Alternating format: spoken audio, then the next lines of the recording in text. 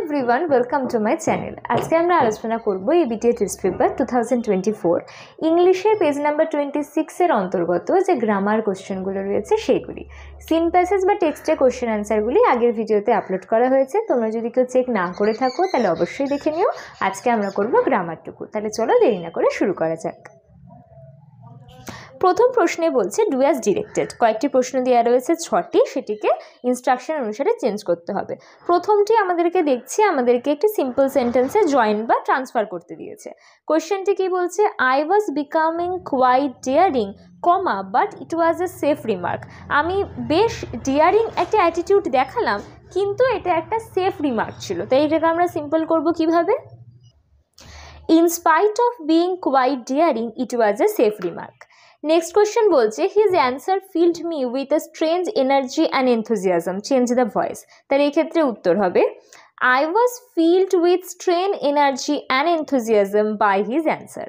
Third question the woman said what did you want to do that for, rewrite into indirect speech. তাহলে এই ক্ষেত্রে উত্তর হবে the woman asked what he had wanted to do that for, full stop. পরবর্তী প্রশ্নতে বলছে when the Tsar approached the hermit was digging the ground in front of his hut। তাহলে এই ক্ষেত্রে অ্যান্সার হবে the Tsar approached। এটাকে কি করতে বলেছে? এটাকে আমাকে স্প্লিট করতে হবে দুটো সেন্টেন্সে, দুটো সিম্পল সেন্টেন্সে। তাহলে এই ক্ষেত্রে উত্তর হবে the Tsar approached, এটা একটা বাক্য। পরবর্তী বাক্য হচ্ছে at that time the hermit was digging the ground in front of his hut। Fifth question বলছে the humming insects don't disturb his rest. তাহলে এটাকে করতে হবে rewrite using the adjective form of the word disturb. ডিস্টার্বের adjective form হচ্ছে disturbing. তাহলে এই ক্ষেত্রে আমরা করব the humming insects are not disturbing to his rest. Sixth question বলছে what a burden to be the father of a grown up daughter, make it assertive. এটাকে assertive করতে হবে। তাহলে কি করে করব? It is a big burden to be the father of a grown up daughter. পরবর্তীতে আমরা দেখছি আর্টিকেল অ্যান্ড প্রিপোজিশন রয়েছে, যেটা টেক্সচুয়াল।